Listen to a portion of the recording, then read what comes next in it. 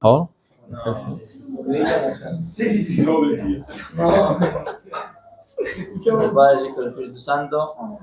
Pater noster, qui es in cieli, sanctificetur nomen tuum, adveniat regnum tuum, fiat voluntas tua, sicut in cielo et in terra. Panem nostrum quotidianum da nobis hodie, et dimitte nobis debita nostra, sicut nos dimittimus debitoribus nostris, et ne nos inducas in tentationem, sed libera nos a malo. Amén. Ave María, gratia plena Dominus tecum, benedicta tui mulieribus, et benedictus fructus ventris tui, Iesus. Santa Maria, Mater Dei, ora pro nobis peccatoribus, nunc in diurnam mortis nostre. Amén. Gloria Patri et Filii et Spiritus Sancto. Sic era en un principio, nunc et semper, et in saecula saeculorum. Amén. San Esteban, Ruega por nosotros. San Luis Gonzaga, Ruega por en nosotros. nombre del Padre, del Hijo y del Espíritu Santo. Muchas gracias por la invitación al Grupo San Esteban. Para mí es un gusto, para mí es un honor y además para mí es un privilegio, porque a mí hacer esto es una de las cosas que más me gusta hacer en la vida.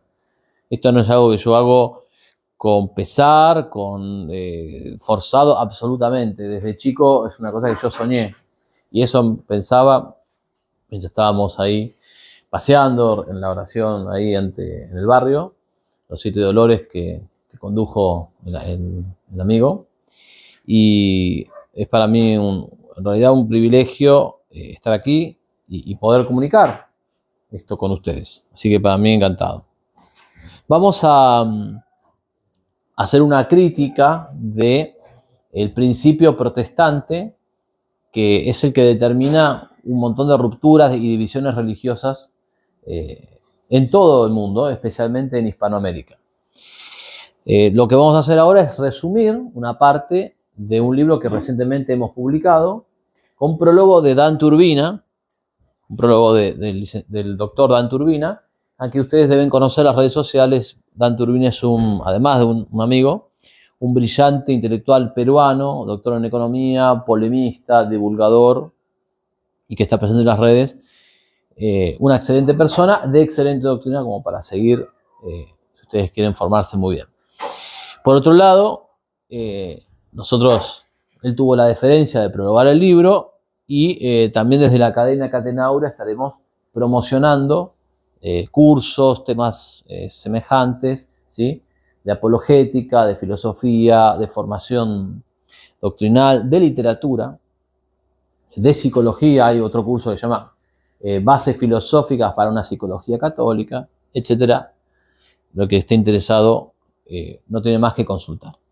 Y empezamos esta amable charla con un diálogo en donde la señorita Victoria me va a acompañar. Vamos a hacer un diálogo que va a ilustrar el tema, porque hay que presentarlo, hay que ambientarlo, y ustedes tienen que ver por qué este tema es importante, ¿sí? Que quizás a uno le toca más, a uno le toca menos, pero la cuestión es entrar en él, ¿sí?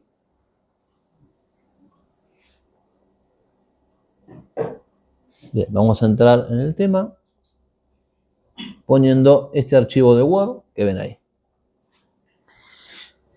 Yo voy a ser la persona que habla con María del Carmen y Victoria va a ser María del Carmen, ¿sí? O sea, yo voy a ser Susana.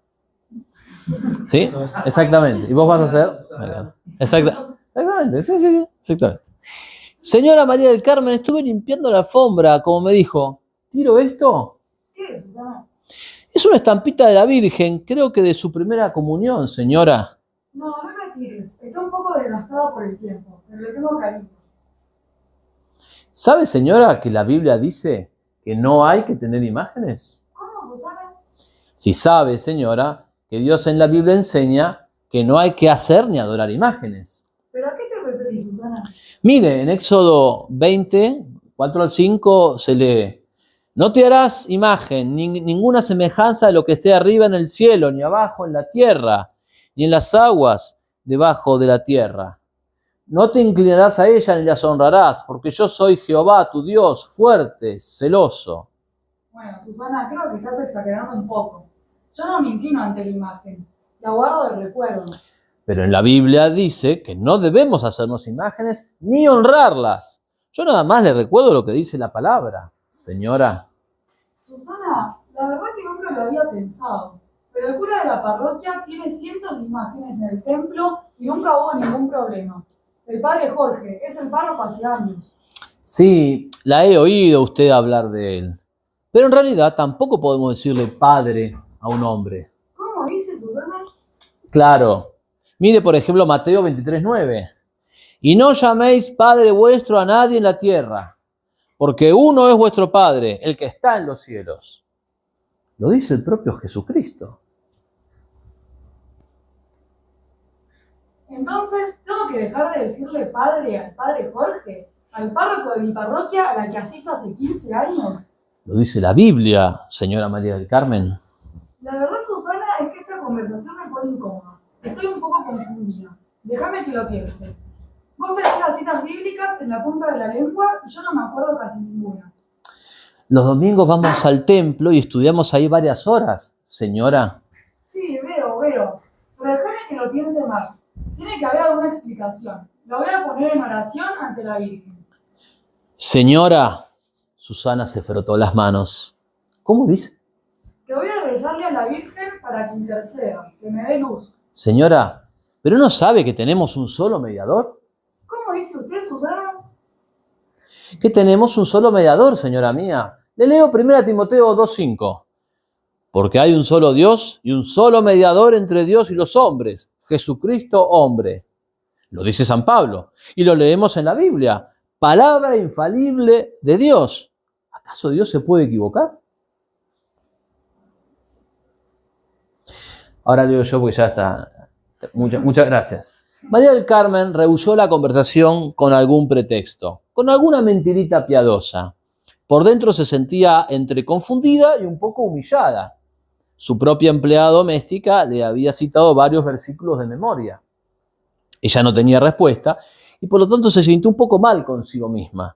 Además, su propia empleada, Susana, acababa de encontrar una estampita en muy mal estado que ella había descuidado. Afortunadamente, estos pocos segundos de reflexión fueron oportunamente interrumpidos. Señora, llegaron sus amigas para tomar el té. Y acá habla una de las amigas. Hola, Mari Carmen, ¿ya estás lista para chusmear y hablar mal de todo el mundo? Y colorín colorado, esta historia ha terminado. ¿Qué es lo que pasó? Que claro, ella tenía un momento de reflexión y le interrumpe una actividad que ella ya había pactado, que ella ya estaba determinada a hacer. Llegaron sus amigas y ese pequeño momento de incomodidad que podría haberla llevado a estudiar más, a prepararse, a formarse, a decir, bueno, quizás yo tenga que dar mejor testimonio, se cortó porque aparecieron las amigas y empezaron a hablar de todas las cosas. Entonces, vamos a ir como descomponiendo, vamos a ir desglosando este diálogo para ver qué encontramos en él. Hay varios elementos. F5, ¿no? Si no lo ponemos así, ahí está.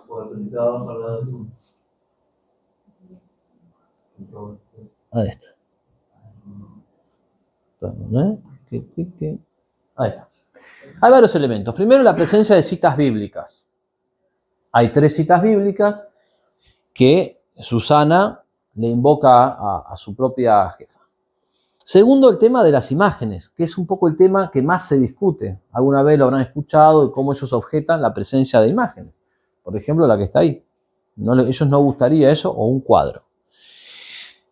Está también sobrevolando el tema de que esta señora, uno en general, las empleadas domésticas pertenecen a una extracción social más baja. Y sin embargo, esta señora estudia, y estudia más que su propia ama de casa.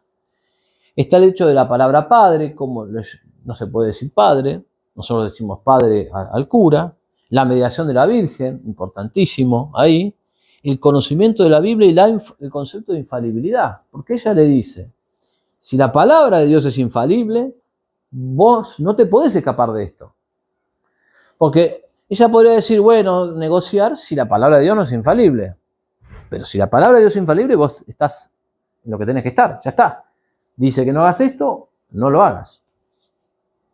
Por otro lado, sobrevuela a lo largo de todo este breve diálogo que me tomé la molestia, o me encanta en realidad, de redactar, sobrevuela la falta de preparación de la señora. Un descuido, una omisión, se equivocó. Hay unos años de falta de estudio que terminan en esto.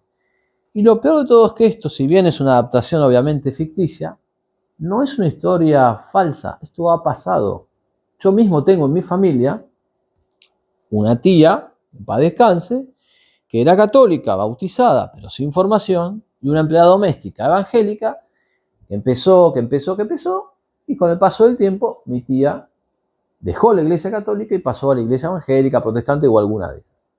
O sea que no es algo que yo estoy proyectando y no va a pasar, no puede pasar o es fruto de la imaginación, sino que es algo que pasó, ¿sí? Y ustedes deben conocer muchos otros casos. Sigamos justificando, si fuese necesario, la necesidad de esta conferencia. Más de 45.000 denominaciones protestantes en todo el mundo. Estamos hablando de sociedades religiosas, pequeños grupitos que se multiplican, se dividen unos a otros. Empezó todo en la reforma del siglo XVI, con el luteranismo, el anglicanismo, muy bien, y luego luteranos se fueron dividiendo, calvinistas de aquí, calvinistas de allá, calvinistas supralapsarianos, calvinistas infralapsarianos, luteranos, anglicanos, evangélicos, protestantes, metodistas, pentecostales, y a su vez sus sucesivas multiplicaciones, y hoy tenemos 45.000 denominaciones cristianas. Cuando Jesús dice en la última cena que todos sean uno, estamos totalmente divididos. Según cálculos, 100 millones de católicos, 100 millones de católicos, estamos hablando de prácticamente 2 naciones argentinas, el doble de la nación argentina de población total, 100 millones de católicos abandonó la Iglesia Católica en los últimos 55 años. Por otro lado, la gran mayoría de los que abandona va a parar a grupos protestantes. ¿Sí? ¿Por qué? Porque claro, otros abandonan y no van directamente al protestantismo, van o al ateísmo, o al agnosticismo, a cienciología, pero la gran mayoría de los católicos que deja de ser católico va al protestantismo en alguna de sus facetas. Y por otro lado, tenés que no se enseña apologética en las parroquias. Esta charla en una parroquia no se da. No es que no se da ahora, este año, el año pasado.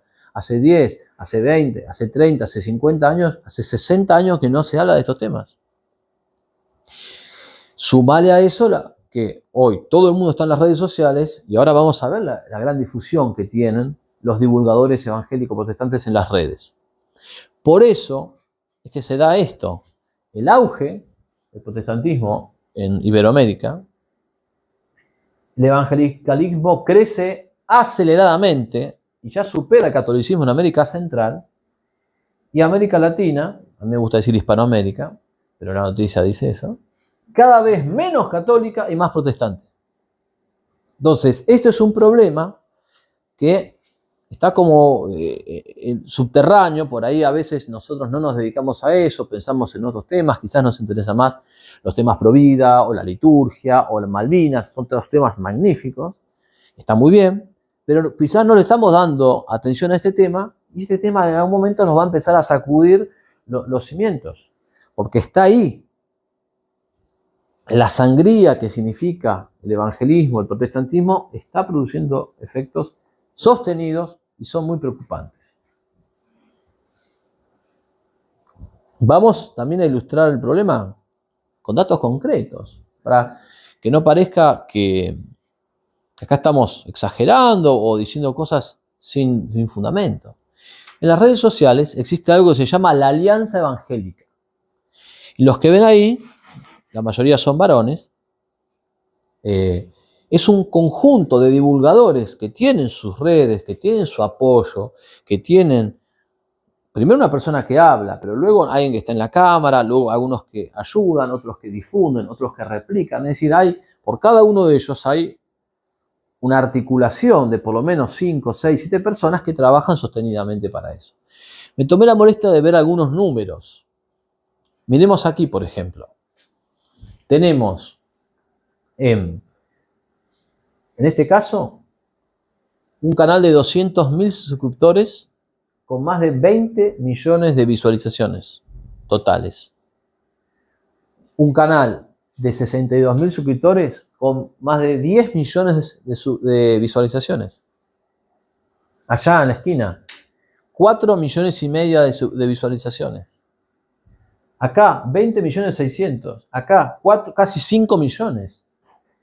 Y acá, dejo para el final, 45 millones de vistas. Tiene más de 5.000 videos y tiene 45 millones de vistas. Entonces, son personas que ya saben, están acá, ahora les voy a decir algunos nombres, que más allá de que estén equivocados, han dedicado sus últimos años, los últimos 2, 3, 4, 5, 10 años, a militar esto. A militar esto. Entonces, realmente, si ellos, con o sin buena voluntad, no ingreso en ese tema, pero si dedican tanto tiempo a militar esto, la pregunta es ¿qué hacemos nosotros como contrapartida? Acá tiene, por ejemplo, uno de los divulgadores que está más en auge, el señor Edgar Pacheco, o por lo menos se hace llamar así, mexicano, atacó nuestro libro. Acá tiene a otro divulgador, Néstor Díaz. Acá tienen, por ejemplo, a Carlos Veloz. Hemos tenido polémicas en público con él. Pues por ahí debe estar Gabriel Asaf. Y hay varios más. Entonces, quizás ustedes empiezan a escuchar a esta gente y dicen, pero este hombre no tiene rigor, no se le entiende nada. Pero tenga o no rigor, arrastra a un segmento de personas que son o fueron católicos, que son almas a las que hay que hablar.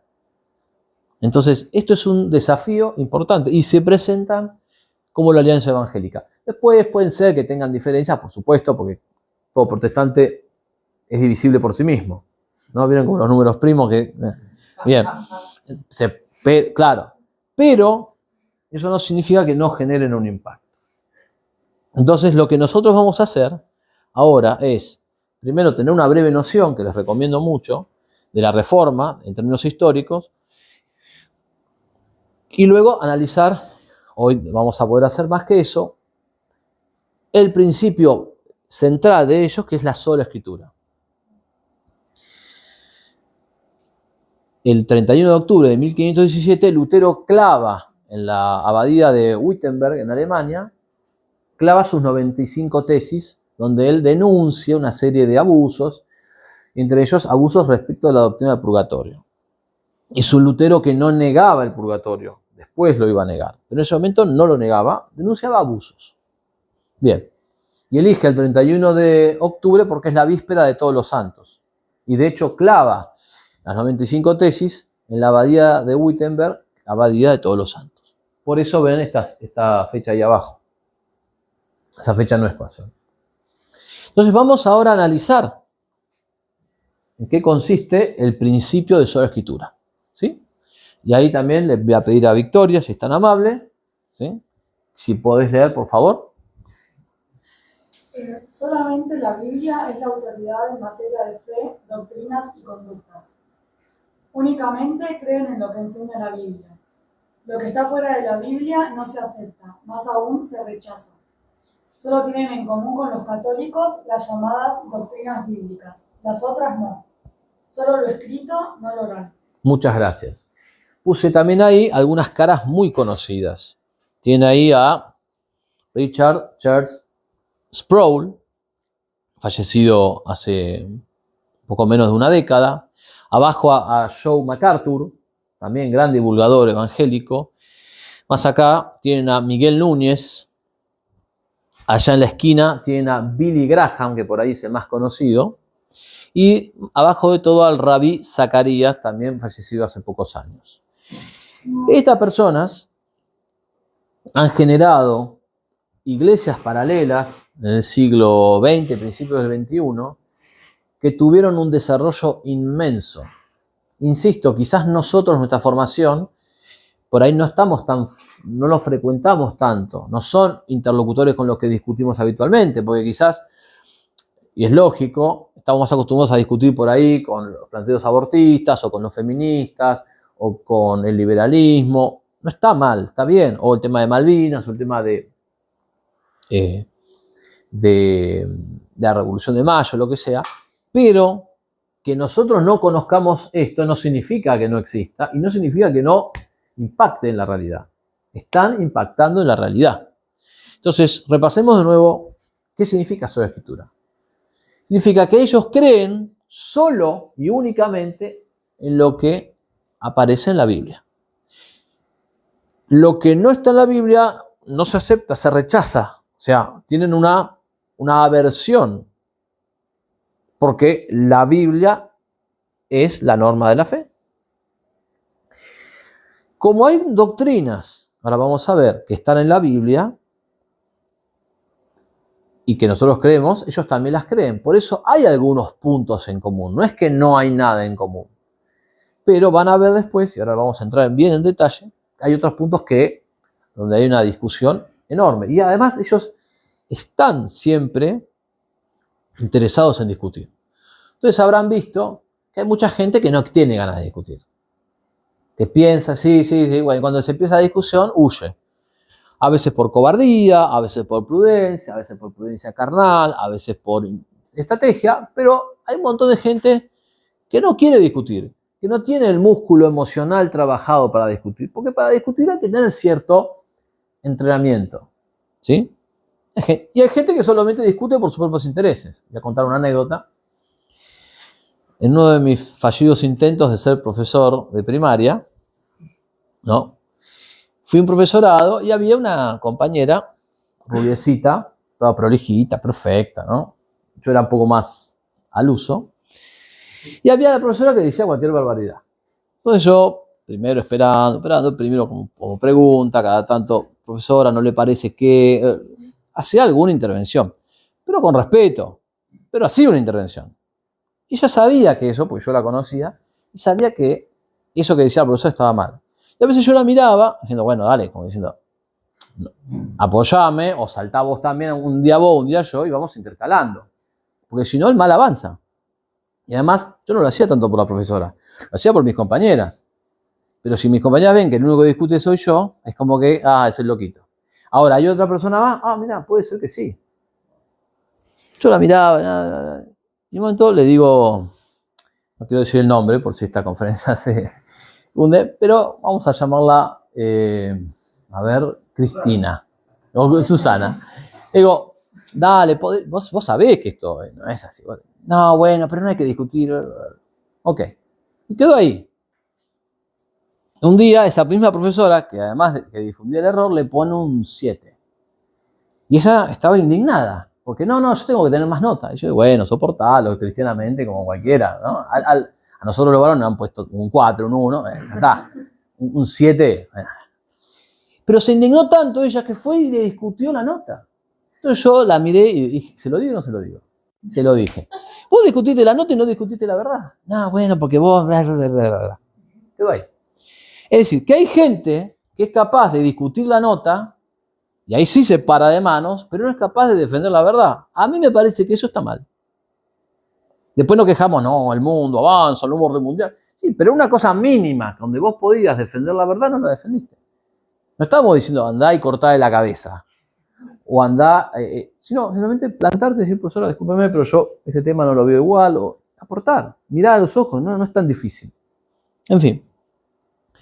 A lo que voy es que, por un lado, en muchísimos católicos hay una retracción, una prudencia carnal. No discuto, tengo miedo, no, ¿qué van a decir de mí? Bla, bla, bla, bla, bla. Y en ellos hay una avanzada, sí, vea, te quiero discutir, mirá las imágenes. La empleada se le planta y le dice a la jefa en la cara, mirá, esto lo dice la Biblia, vos estás equivocada. Quieras o no, hay una osadía. Y eso es respetable. Quieras o no, los testigos de Jehová, que a la mañana están tocándote la puerta a las 9 de la mañana, a las 10 de la mañana, pero quieras o no están laburando. Y por ahí los católicos, no importa, no, nadie que nos va a escuchar. No. Claro, se meten mentiras para cauterizar la conciencia y no trabajar. Bien. Entonces, ¿a qué voy?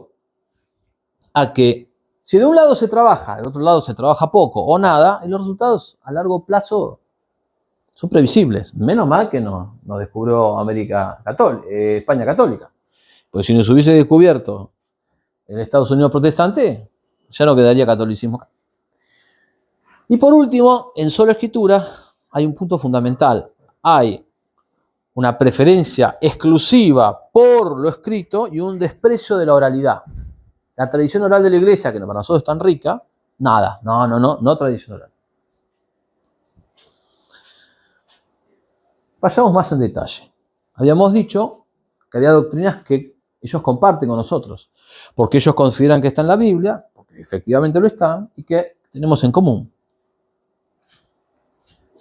Entonces, con protestantes y evangélicos no van ustedes a discutir la Trinidad, porque los dos creemos en la Trinidad. Cristo es Dios, Cristo se encarnó, el demonio existe, el infierno es eterno. Esos temas no va a haber un debate. Las escrituras son inerrantes, son infalibles. Y vamos a estar de acuerdo en que María es virgen antes del parto. Miren la sutileza. Antes del parto. ¿Por qué? Porque la misma Biblia dice que María, sin tener vida en común, queda embarazada. Lo dice la Biblia. Hasta ahí ellos aceptan. Pero noten, volvamos a primaria con análisis sintáctico, hagan un corchete acá, hagan un profesor de literatura por acá. ¿No? Qué lástima, me están rompiendo el corazón. Si me dan un mate no me ofendo, ¿eh? No voy a tomarlo mal, ¿eh? No tomo como un ultraje. Pero ahí hacemos como los corchetes antes del parto. ¿Qué significa? Que muchos protestantes se atreven a decir la gran blasfemia, que uno se cree hierba la sangre, que después del parto María tuvo otros hijos, etcétera, etcétera, etcétera. Pero respecto de la divinidad de Cristo no la niegan. Y sobre el origen sobrenatural de Cristo tampoco, porque está en la Biblia. Vamos a los primeros capítulos de los Evangelios y lo vemos. Entonces, en esto estamos razonablemente en común. Siempre puede aparecer algún extravagante, pero en principio, razonablemente, eso no van a discutir ustedes con un protestante. En cambio, sí, ¿qué es lo que rechazan? Y fuerte, y se discute, y se pelea. Primero, la existencia del purgatorio. Nosotros creemos que el alma del fiel que muere en estado de gracia, pero que todavía no ha reparado o purgado los pecados veniales, pasa al purgatorio.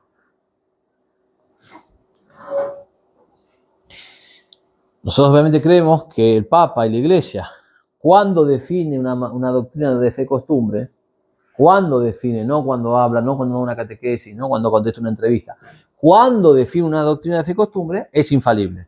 Yo no, ¿qué es como el Papa infalible? No, de ninguna manera. La Inmaculada Concepción de María, muy amable, muchas gracias. La Asunción de la Virgen, definida como dogma en el siglo XX por Pío XII, la Inmaculada Concepción, definida como dogma del siglo XIX. La virginidad perpetua, virgen antes, virgen durante y virgen después. La necesidad de las obras para sostener la salvación. Ahí tenemos una discusión, no nos vamos a meter en eso, con toda la rama de los protestantes que sostienen el otro principio fundamental, no podemos ahora meternos en eso, que se llama sola fide. Es decir, para ellos, solo la fe, las obras no. Entonces, no hay una cooperación de obras.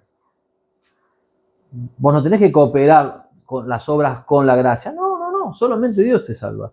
Y si vos decís, no, pero pará, también las obras, también la caridad. Entonces, ¿qué? ¿Jesús no te salva? ¿No es suficiente Jesús, que además necesitas tus obras? Y te meten en toda una discusión complicada.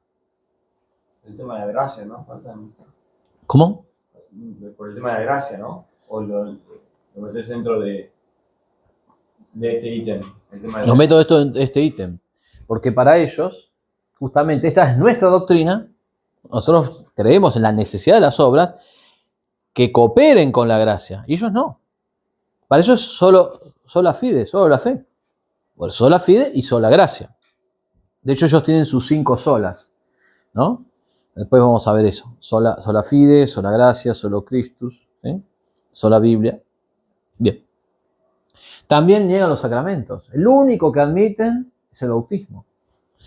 Niegan la Eucaristía, la presencia real. Por supuesto que sí. De hecho, para Calvino era abominable la doctrina de la presencia real.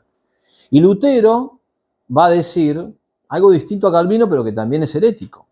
Nosotros creemos que el pan y el vino, cuando son transformados en la consagración, dejan de ser pan y vino, subsisten los accidentes, pero ya estamos hablando del cuerpo y la sangre de Cristo.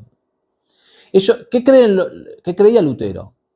Decía, el pan sigue siendo pan, el vino sigue siendo vino, pero además el pan era el cuerpo y el vino además era la sangre. No, señor, usted está equivocado. Se conserva la especie pan y la especie vino, por eso el sabor, por eso el olor, pero estamos hablando de otra cosa. Bueno, Lutero y Calvino rechazaban la doctrina de la transubstanciación desde lugares distintos. Para Calvino era abominable, en cambio Lutero planteaba la consubstanciación, es decir, el cuerpo de Cristo junto con el pan. La intercesión de los santos la rechazan, por supuesto, a la cabeza María, y también rechazan 7 libros de la Biblia que para ellos no son inspirados. Entonces, cuando ustedes discutan esos temas con los protestantes, te van a decir, muchachos, los primeros cristianos no creían en esto, no creían en el purgatorio, no creían en la inferioridad del Papa, no creían en la virginidad perpetua de María, en la Asunción, bla, bla, bla. Entonces van a plantear que si los primeros cristianos no creían en eso, entonces nosotros los católicos agregamos eso simplemente como motu propio.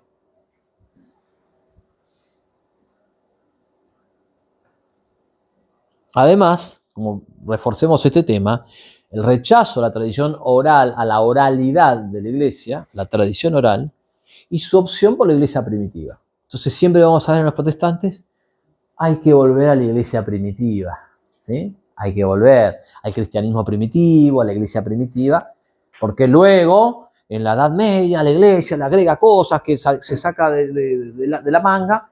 No, hay que volver a la iglesia primitiva. Lo que nunca dicen es que en la iglesia primitiva se compartían los bienes, como leemos en Hechos de los Apóstoles. Eso es muy interesante. Eso es uno de los principios de doctrina social de la iglesia, el destino común de los bienes. No sé por qué nunca se habla de eso, pero se podría hablar, ¿no? Es la iglesia primitiva, Hechos de los Apóstoles. Primer mito que nos gustaría desmentir. No tenemos la misma Biblia que ellos, porque ellos hay 7 libros que niegan, ¿sí? Tobías, Judith, Sabiduría, Eclesiástico, Baruch y primero y segundo de Macabeos. Es interesante porque justamente en Macabeos hay una clara alusión al purgatorio. Entonces es como bastante conveniente que hayan negado ese libro, porque ese libro da un indicio, una doctrina que ellos también rechazan. Lo dejo ahí. Rechazan estos libros también llamados deuterocanónicos. 7. Por lo tanto, la Biblia de ellos no tiene 73, tiene 66. Nosotros creemos en 46 libros del Antiguo y en 27 del Nuevo Testamento. Ellos, los 27 del Nuevo Testamento, los mantienen. A veces la carta de Santiago, pero los mantienen. Pero ellos creen en 39 del Antiguo. ¿Sí? La carta de Santiago, yo entiendo que no, por el tema de las obras. Pero van viendo. Van viendo, porque eso... La naturaleza destruida, la naturaleza herida. Van viendo, porque tampoco hay una unanimidad en lo que rechazan. Acá es donde se ve... pero... Bien. Entonces, los libros que ellos aceptan son esos. Y rechazan 7. Entonces, primera cosa, vamos a rebatir ese mito, estamos rebatiéndolo, de, no, tenemos la misma Biblia, pero solamente la interpretamos diferente. Vieron que a veces nunca falta esa señora bien intencionada, ¿no? que viene, no te peleen, chicos, no tenemos la misma Biblia. Para empezar, no tenemos la misma Biblia. O sea, más allá de las interpretaciones, hay 7 libros que ellos no aceptan y que nosotros sí. Y después hay otro punto, que me gustaría llevar la atención a él, que es la Iglesia Católica la que define estos 73 libros son inspirados, todo esto no.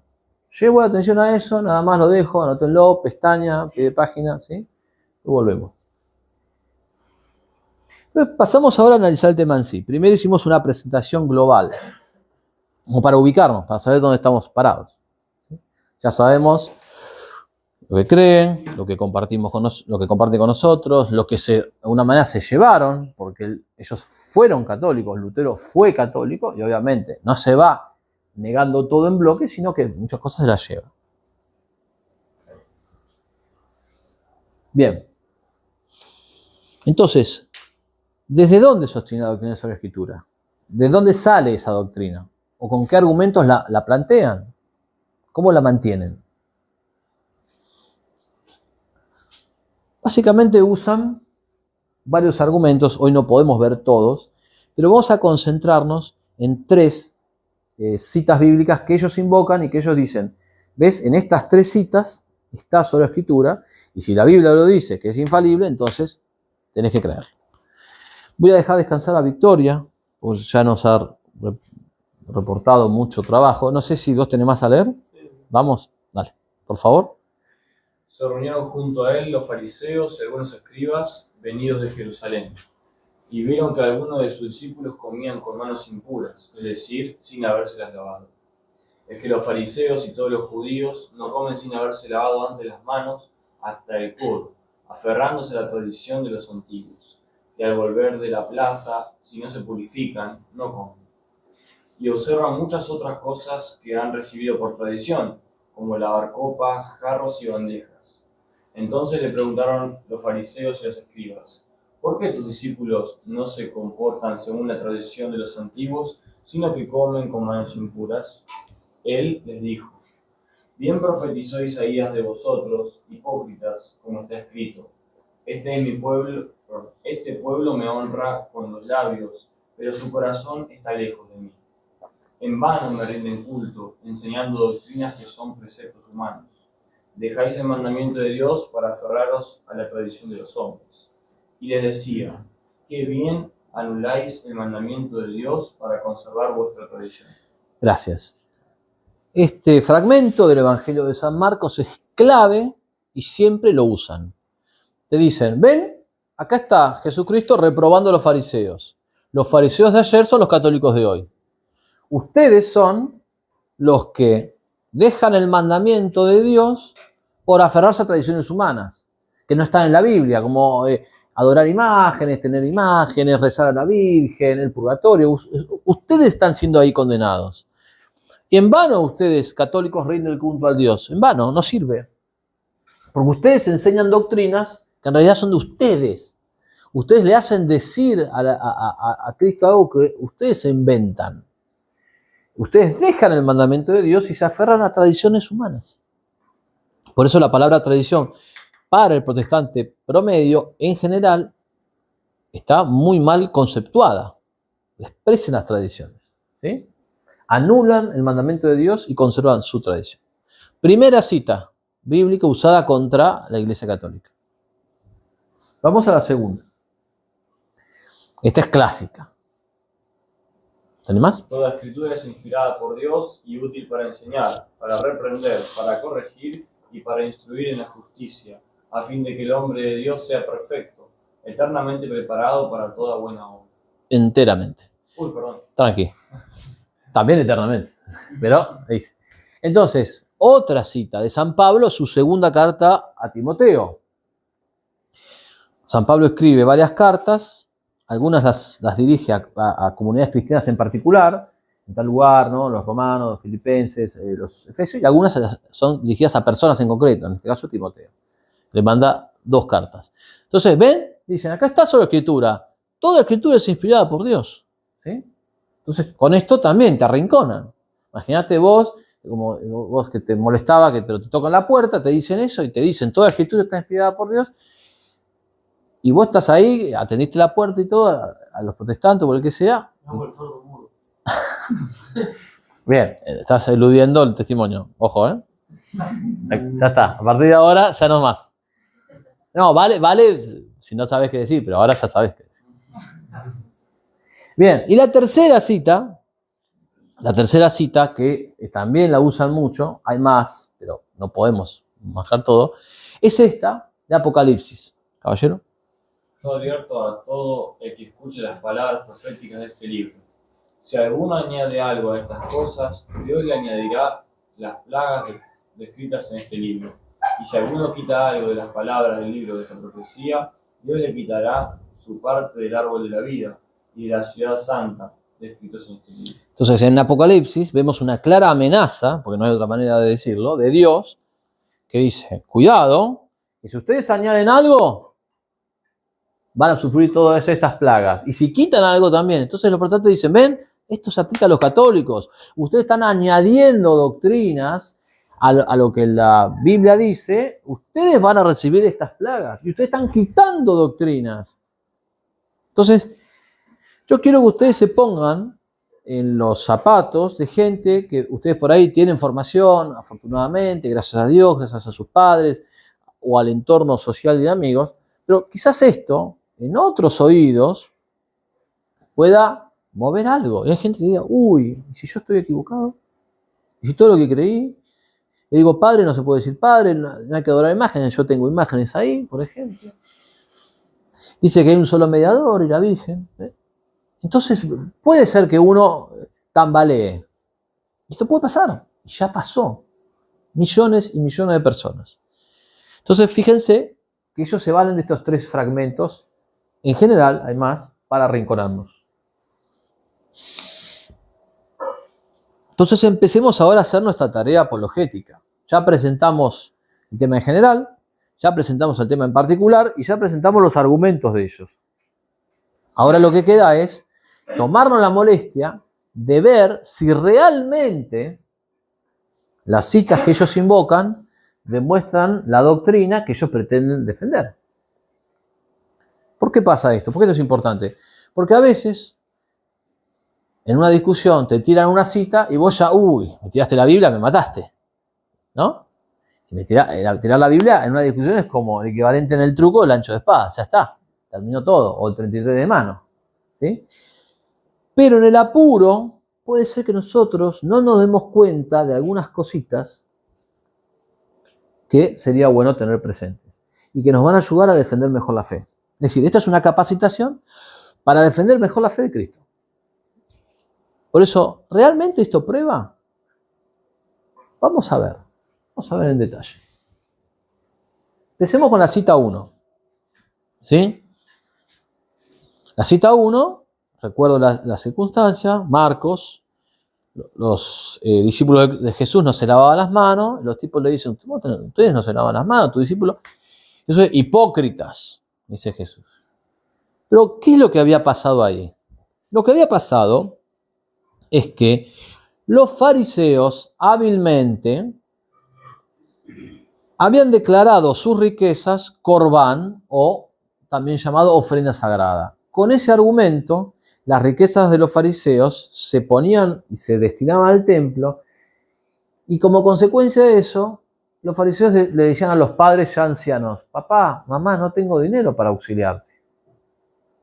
Es decir, que ellos en vez de invertir ese dinero para sostener a los padres ancianos, que es lo que corresponde a todo buen hijo, lo que hacían ellos era hacer una maniobra, tergiversaban la ley y ofrecían ese dinero y sus riquezas a Dios.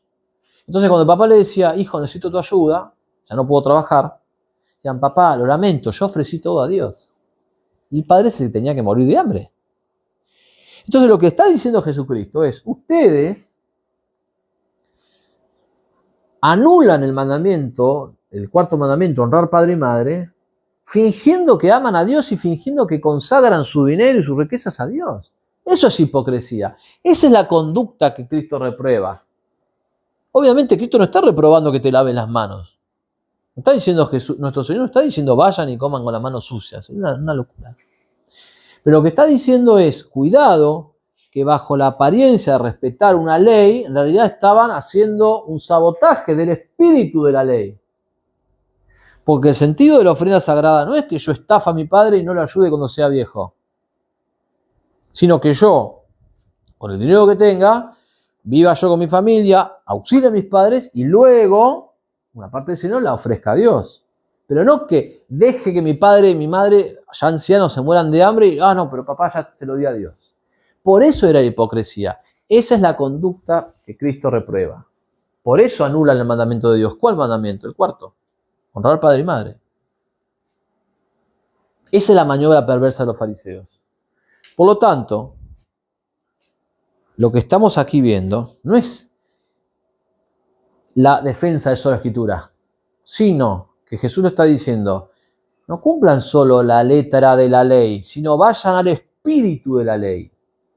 Ese es el centro de este fragmento. Cuando lo explicamos así, todo cobra sentido. Y entonces el argumento se cae como un castillo de naipes. Entonces ya no es un peligro para nosotros, porque ya lo hemos neutralizado. ¿Sí? Neutralizamos el primero, pero ahora nos falta neutralizar dos más.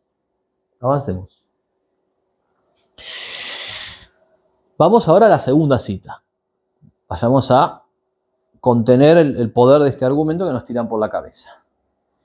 Algo que es muy útil es siempre, cuando nos dan una cita, ver el contexto. Porque miren esto. Yo acá les estoy mostrando 13:17, ¿verdad? Pero antes les mostré solamente 16:17. El 13 no se lo mostré, el 14 no se lo mostré y el 15 tampoco. Vamos a ver todo el contexto. Cuando vemos todo el contexto, vemos que él se refiere, por supuesto, a las Sagradas Escrituras. Y miren lo que dice. Dice, los malvados irán de mal en peor, bla, bla, bla, bla, se extraviarán, bla, bla, bla, tú permanece en lo que has aprendido, pa, pa, pa, pa, pa. Desde niño conoce las Sagradas Escrituras, las cuales pueden darte la sabiduría, bla, bla, bla, bla. Toda escritura es inspirada por Dios. Bien. Entonces, cuando vemos el contexto, vemos que hay una llamada moral a leer las Escrituras, a aprender, a fortalecerse en la educación que ha recibido, ¿sí?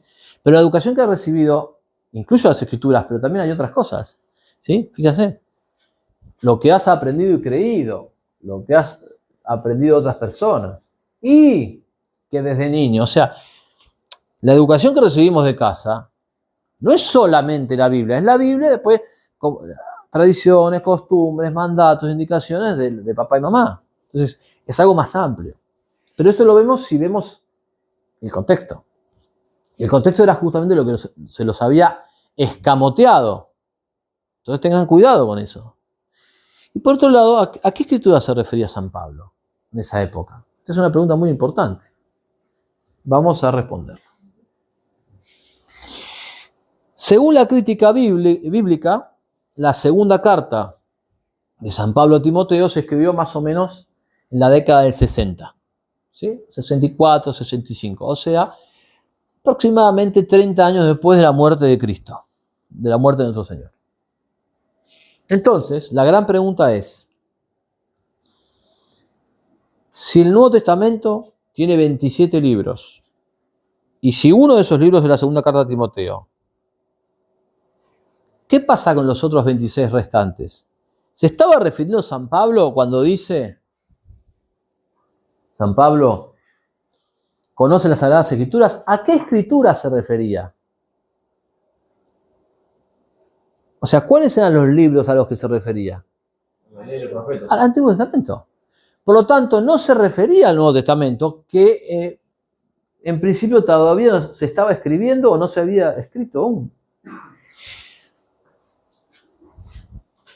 Estos libros se escribieron, los tres sinópticos, entre los años 50. Se dice que el de Juan, final del siglo I.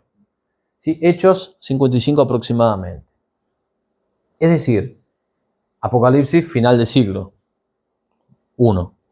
Entonces, si San Pablo está hablando por acá, ¿cómo puede estarse refiriendo a un libro que todavía no se escribió?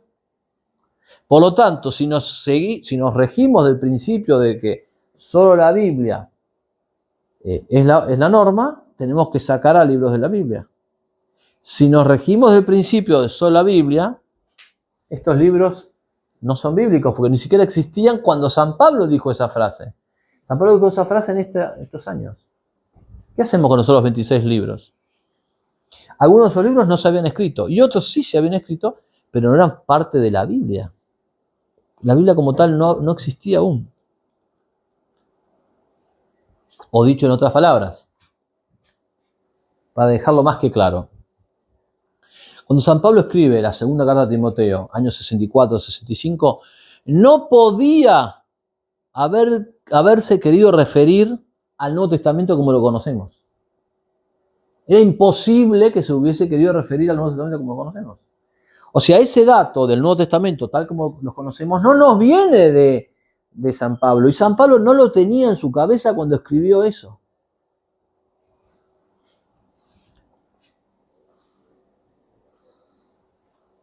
O en otras palabras, para dejarlo, si solo la Escritura es únicamente la Biblia, solamente la Biblia, lo que no está en la Biblia se rechaza, ¿cómo es posible que los primeros cristianos, la famosa iglesia primitiva, el modelo, sostuvieran solo la Escritura cuando los 26 libros restantes no estaban todavía reconocidos como tales o ni siquiera se habían escrito? ¿Cómo podía San Pablo referirse a Apocalipsis de finales del siglo I cuando ni siquiera se había escrito todavía? O a otras cartas. Entonces, esto es un gran problema para ellos. Cuando San Pablo escribe esos libros, algunos no existían y otros se habían escrito antes, pero no habían sido reconocidos como parte de algo que llamamos Biblia.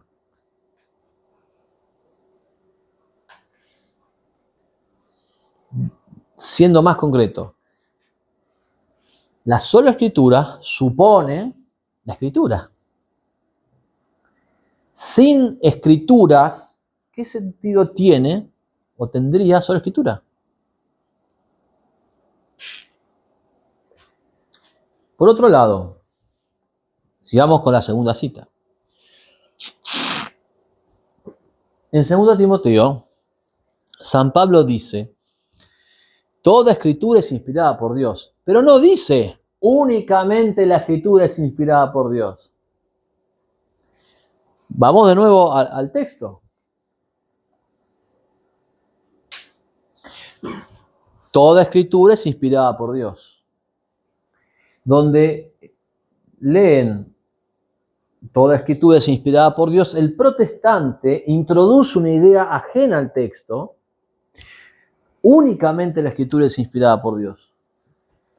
Toda es una cosa y únicamente es otra. Es una idea que el protestante le hace decir al texto. El protestante, sabiéndolo o no, muchas veces no lo sabe, fuerza el texto para que el texto le dé la razón. Lo que está haciendo entonces no es una exégesis. Exégesis significa aplicar las reglas de la hermenéutica, de la interpretación, para decir, ¿qué me dice el texto? Me dice esto. No hace una exégesis el protestante, hace una eisegesis, que significa hacerle decir al texto lo que no dice. Introducir una idea que no está ahí. Por eso cuando ellos dicen toda escritura, en su mente toda significa únicamente, pero esa palabra no está en la Biblia, la agregan ellos. Es totalmente de ellos.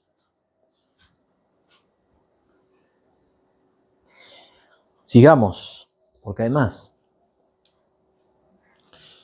A veces Una pregunta. Sí, si puedo. ¿Sabes cuál es el término original de toda? Para ver las acepciones de las palabras, las distintas traducciones de ese toda escritura. Sé que la mayor parte del Nuevo Testamento fue escrito en griego.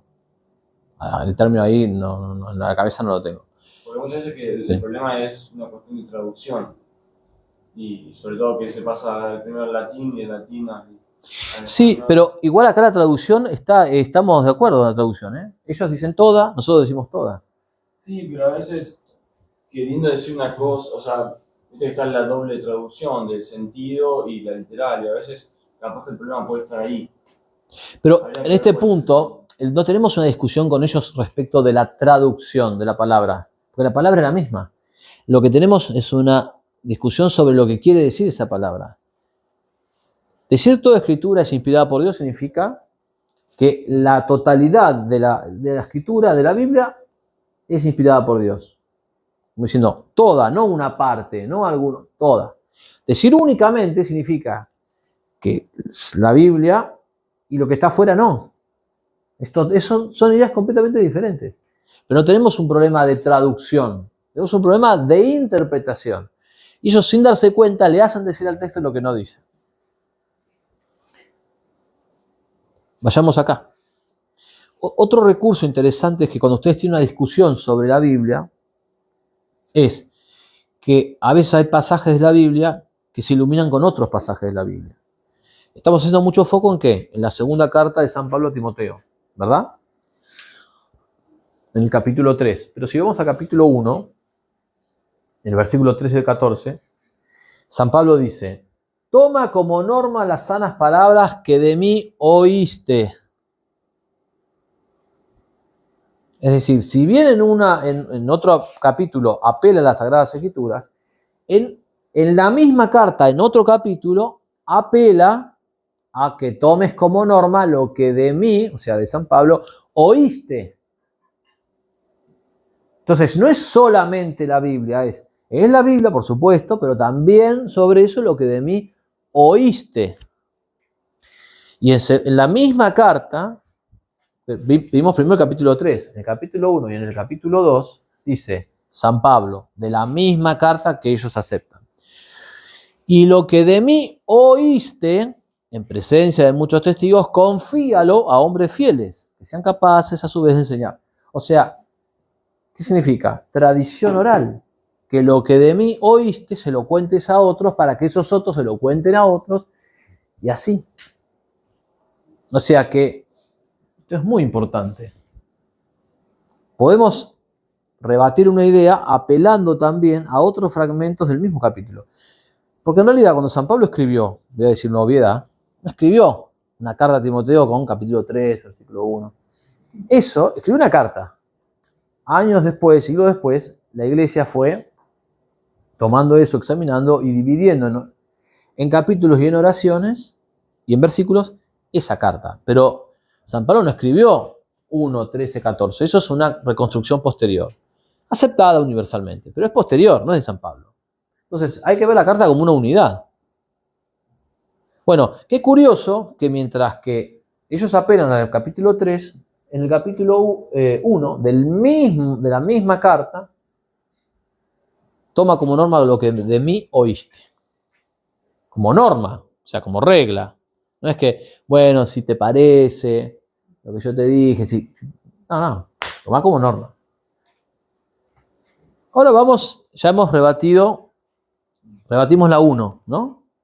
Rebatimos la 2, nos falta la 3. En el momento, alguien te dice, el Apocalipsis dice que si vos agregás algo, o se quitas algo, entonces uno se siente como con temor, porque nadie quiere violentar la palabra de Dios, obviamente, somos respetuosos. Pero si leemos en detalle, dice, yo advierto, dice San Juan, a todo el que escuche las palabras proféticas de este libro, si alguno añade algo a estas cosas, Dios le dará las plagas. Entonces, ¿de qué está hablando? Añadir algo, no a la doctrina, no, añadir algo a estas cosas. ¿Qué son estas cosas? A las palabras proféticas de este libro. O sea que lo que está diciendo es que si yo agarro el Apocalipsis y donde dice algo, yo agrego en el Apocalipsis y luego lo mando a imprimir y te engaño a vos, eso es lo que está prohibiendo. Lo mismo dice, si uno quita palabras del libro, de este libro, habrá plagas, Dios lo castigará. Lo que está diciendo es, no alteres el libro del Apocalipsis. No está diciendo, no se puede desarrollar doctrina. Pero de nuevo, estás discutiendo oralmente, te viene a tocar la puerta a la mañana, y bueno, te agarra un poquito, ¿y qué haces? Por eso está esta capacitación. Porque cuando uno lo ve, es distinto. No. Dime. En la parte que dice, si alguno quita algo de las palabras, ¿ellos no sacan partes igual de la Biblia? ¿Como que no aplicaría también a ellos en todo caso? Exactamente, exactamente. Pero el tema es que ellos lo reconozcan. Y ellos te dicen, no, pero es de este libro. Claro, cuando conviene, cuando conviene lo hacen una, sí, y cuando les conviene lo achican, pero eso hace permanentemente eso. Pero en realidad sí aplica también a ellos. Está muy bien esa pregunta. Pero claro, porque aparte, o sea, ellos se basan en que ellos interpretan la escritura. Entonces, ahí pueden decir lo que quieran, básicamente. Ellos se basan en que, o sea, la lucha del protestante es con la Iglesia Católica, porque en general entre ellos no pelean tanto, por no decir nada. Ellos dicen, ustedes no tienen el monopolio de interpretación. O sea, les interesa fisurar la idea de un magisterio capaz de definir, de enseñar, de dar cátedra. Pues entre ellos tienen 37.500 diferencias. Después vamos a hablar de esas diferencias, si nos da tiempo, acá, ¿no? O mientras estamos comiendo, lo que ustedes quieran. Entonces, la gran pregunta que está dando vueltas es, bueno, está bien, yo entiendo esto, pero al fin y al cabo, esas doctrinas que no están en la Biblia tal cual, o ¿se puede o no se puede? O mejor dicho, ¿cómo es posible que la Iglesia agregue doctrina a la revelación escrita? ¿Por qué está bien o está mal? Porque también puede ser que en un momento te hagas esa pregunta.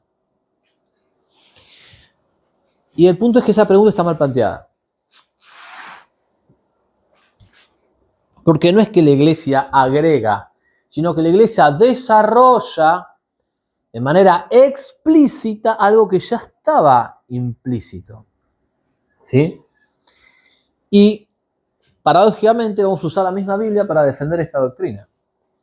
Estamos en Juan 16, esto es la última cena, y Jesús, nuestro Señor, le dice a los apóstoles: muchas cosas me quedan por deciros, pero ahora no podéis con ellas.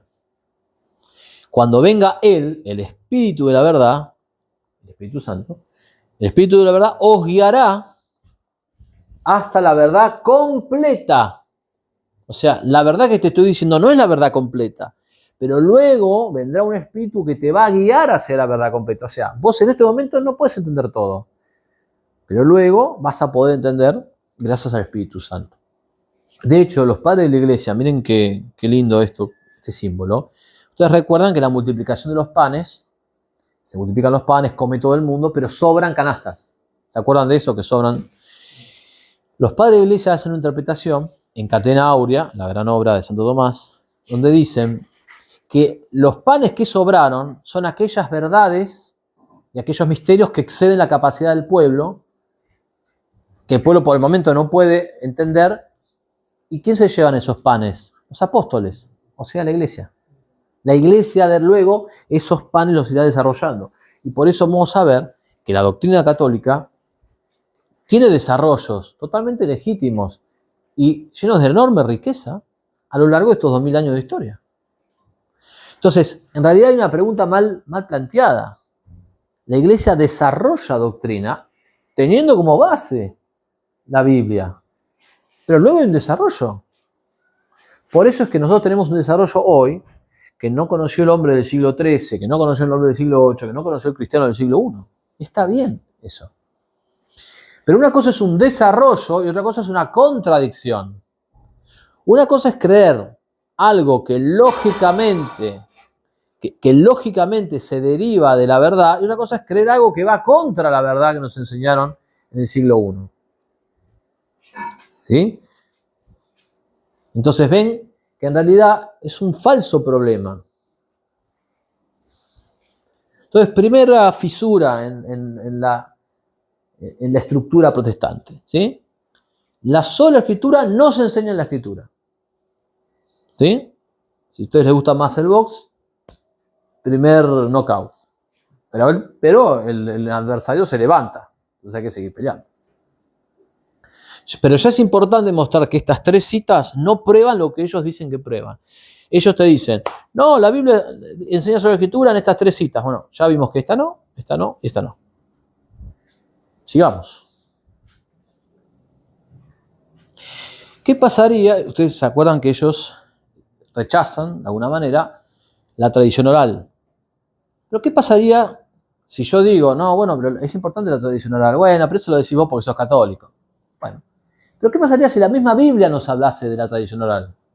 Sería interesante, ¿no? Porque ya es la misma. Vos reconocés que la Biblia es infalible, yo te digo que la Biblia habla de tradición oral. No, ¿cómo? Vamos a los textos. Dejamos descansar al compañero, a ver si alguno se anima a leer. Muchas gracias, Nicolás. Por lo cual también nosotros, sin cesar, damos gracias a Dios, de que cuando recibisteis la palabra de Dios que oísteis de nosotros, la recibisteis no como palabra de hombres, sino según es en verdad, la palabra de Dios, la cual actúa en vosotros los creyentes. Sí, por favor. Así que, hermanos, manteneos firmes y conservad las tradiciones que aprendisteis de nosotros, ya de viva voz, ya por carta. Muchas gracias. Y ahora la de segunda de Juan. Mucho me regocijé porque he hallado a algunos de tus hijos andando en la verdad conforme al mandamiento que recibimos del Padre. Y ahora te ruego, Señora, no como escribiéndote un nuevo mandamiento, sino el que hemos tenido desde el principio, que nos amemos unos a otros. Y este es el amor, que andemos según sus mandamientos. Este es el mandamiento, que andéis en amor, como vosotros habéis oído desde el principio. Muchas gracias, Nicolás. Y además, sobre todo, gracias porque Nicolás leyó bien, y no como un alumno alguna vez, por lo cual también nosotros sin César, no sin Julio César, no, sin César, gracias. Eso fue fundamental, porque si no me puede agarrar un bobazo, ¿viste? Bien, fíjense lo que dice en 2 Tesalonicenses, la segunda carta de San Pablo a los cristianos que estaban en Tesalónica, ¿sí? Le dice, la palabra que oísteis de nosotros, o sea, de los cristianos, la recibieron ustedes, recibisteis, no como palabra de hombres, sino, según es, en verdad, palabra de Dios. Entonces, cuando nosotros comunicamos verbalmente el misterio, se da eso tan maravilloso que dice Cristo, el que a vosotros os escucha, a mí me escucha. Por eso también dice Cristo, el que a vosotros, cristianos, os rechace, a mí me rechaza. O sea, de alguna manera, a pesar de nuestros pecados, nuestras miserias, nuestras limitaciones, cuando comunicamos la palabra de Dios, la palabra participa en nosotros, a pesar de nosotros, a pesar de todos nuestros defectos. Entonces, fíjense, palabra de Dios que oísteis de nosotros, tradición oral. Hermanos, mantenidos firmes, conservar las tradiciones. Primero, vieron que la palabra tradición a ellos no les gusta. Acá habla bien de las tradiciones. Pero después dice, la palabra que aprendiste de vosotros, de viva voz o por carta. De viva voz.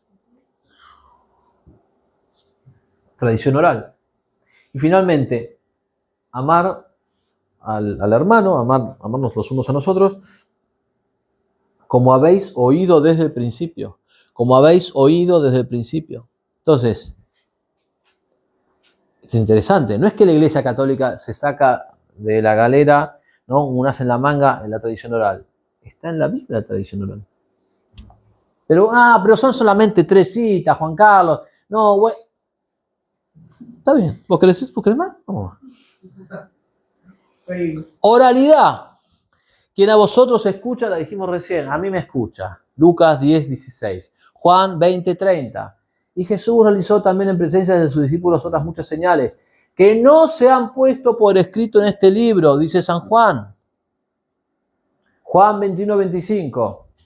Hay también muchas cosas que hizo Jesús, que si se escribieran una por una, o sea que no se escribieron, ni el mundo entero podría contener los libros. ¿Sí? Y finalmente, en 1 Corintios 11:34, San Pablo le dice, les da unas indicaciones, le dice, lo demás lo voy a disponer cuando vaya, o sea, presencialmente, como yo les envío una carta a ustedes, les doy indicaciones por escrito y digo, bueno, los otros detalles cuando yo esté ahí. Y luego se puede mostrar que estuvo ahí. Sí, eso, por supuesto. En algunos casos llegó, otros no, porque también lo taparon en un momento, pero está la voluntad de ir. Más allá si llegó o no, está la voluntad de ir. Él dice, voy a hacer esto, presencialmente. Entonces, hay oralidad. Y no es una oralidad poco importante, sino que el que a vosotros escucha, a mí me escucha. O sea, ustedes son enviados, tienen una misión sagrada. No, pero Juan Carlos, son pocas citas. ¿Querés más? Vamos más. Filipenses 4:8. Pongan en práctica todo lo que han aprendido, recibido y oído de mí. Todo lo que me han visto hacer. O sea, no solo que ahí no se refiere a lo escrito, que además en ese momento ya no existía como conjunto, sino que hay una invitación positiva, no hay una mera ausencia de, hay una invitación positiva a seguir el ejemplo de San Pablo en función de lo que él hizo, de su conducta y de lo que él dijo, oído de mí. Tercera de Juan 1:12. Tendría muchas otras cosas que escribirles. No quise hacerlo por carta, porque espero ir a verlos para hablar con ustedes personalmente. Lo mismo, en la misma carta, en la misma carta se lo vuelve a remarcar. Espero verte pronto para hablarlo personalmente. Entonces, no solo es que la Biblia no enseña solo escritura, como si una mera ausencia, sino que la Biblia enseña lo contrario. Lo cual, por eso tenemos la pared más rota. Porque ya antes era una sola fisura, ahora tenemos más. Porque no es lo mismo decir, bueno, esta doctrina no se enseña en la Biblia, sino que se enseña la doctrina contraria. Eso los complica más. Con lo tal, tenemos un segundo knockout. Pero se vuelven a levantar. Entonces hay que seguir en la vida. Vayamos a este punto. Habíamos dicho, la sola escritura supone la existencia de un conjunto de libros definidos como las escrituras. Es obvio, si no hay un conjunto de libros definidos como escritura, no tiene sentido que haya sola escritura. ¿Me siguen? Perfecto. Entonces vayamos a algunas fechas. Según los historiadores, nuestro Señor fue crucificado, fue asesinado el Viernes Santo entre el año 30 y 33. ¿Ya? Bien. Y lo que se ha podido reconstruir, ahí podemos sacar esa manchita ahí. Se está boicoteando la conferencia. No, dale. Si vos querés boicotear. Tenemos un infiltrado. Es un infiltrado. Y además, primero leyó para disimular y ahora, claro, está todo. Nicolás, tremendo. Tremendo. Después, entonces, fíjense, nuestro Señor falleció como muy tarde en el 33. El Evangelio de Mateo, como muy tarde, se escribió años 50. Marcos 50. Lucas un poco más, 55 aproximadamente. Y el de San Juan, hay dos teorías, algunos hablan, es el más tardío, del año 65, pero donde hay más consenso es final del siglo I. Pero lo importante es esto. Vamos a tomar la fecha más tardía de Cristo, 33. Como muy tarde, 50. ¿Cuántos años hay entre 33 entre 33 y 50? Se me escapó. ¿Cuántos años hay? Hay 17. Es decir, que este fue el primer evangelio. Entre la muerte de Cristo y que se escribió el primer evangelio, casi 20 años. Casi 20 años. Y los cristianos en ese espacio de 17 años no tenían Biblia, no predicaron la Biblia, no usaron la Biblia, porque además no existía, y su prédica fue exclusivamente oral. Lo mismo si lo extendemos a Marcos, un poco más, son más de 20 años a Lucas, y ni hablar acá. Entre 33 y 65 hay casi 30 años. Y si adoptamos la teoría 2, hay casi 60 años aproximadamente. Entonces, el cristianismo primitivo, hay que volver al cristianismo primitivo. Si volvemos al cristianismo primitivo, volvemos a una situación donde no hay Biblia. Porque en el cristianismo primitivo, los primeros 5, 10, 15, 17, 20, 30, 60 años, no había Biblia. No había lo que nosotros entendemos como Biblia. El cristianismo primitivo predicó sin Biblia, sin escrituras. Sin escrituras. Para que quede más que claro. Nuestro Señor muere en el año 33. Cuando muere, ninguno, ni uno solo de los 27 libros del Nuevo se había escrito. Tenía solamente los 46 del Antiguo. ¿Sí? Seguro que se acuerda la tabla periódica. Así es, está muy bien pensado. 73 libros, 46 Antiguo, 27 Nuevo. Acá tenemos el Antiguo, acá tenemos el Nuevo. Cuando Jesús murió, no estaba escrito. No estaba. Ninguno de los 27 libros estaba escrito. Ni uno solo.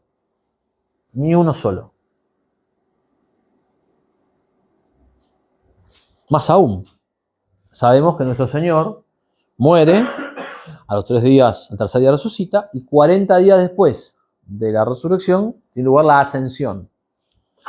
En la ascensión, que se relata en Mateo 28, 19, 20, tiene lugar algo decisivo. Nicolás, por favor, sos... Id y hacer que todos los pueblos sean mis discípulos, bautizándolos en el nombre del Padre, y del Hijo, y del Espíritu Santo, y enseñándoles a cumplir todo lo que yo les he mandado. Y yo estaré siempre con vosotros hasta el fin del mundo. Gracias. Entonces, fíjense, Jesús en la ascensión les dice, id, que todo el mundo sea mi discípulo, bauticen a todo el mundo y enséñenle lo que yo les he mandado. Pero cuando Jesús da eso, que es la gran comisión, le llaman, ¿sí? Cuando Jesús hace ese envío, no había Biblia. ¿Qué iban a predicar los cristianos, los 12 apóstoles, si no había Biblia? Evidentemente un mensaje oral. O sea que los primeros cristianos, 43 días después de la muerte, ¿no? 3 días del tercer día más 40 de la ascensión, comienzan a predicar sin la Biblia.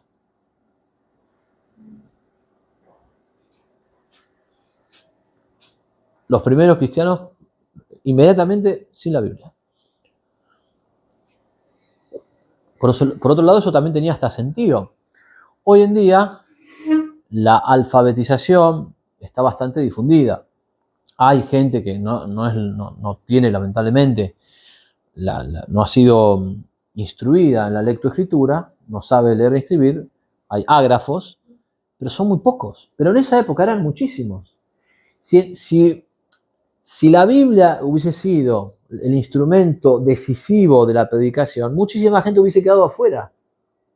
También hasta tiene sentido que sea un mensaje primariamente oral. Por eso, y esto es algo que quiero que quede marcado a fuego, ¿sí? Ahí los que están tomando apuntes, que están muy bien, con rojo, con resaltador.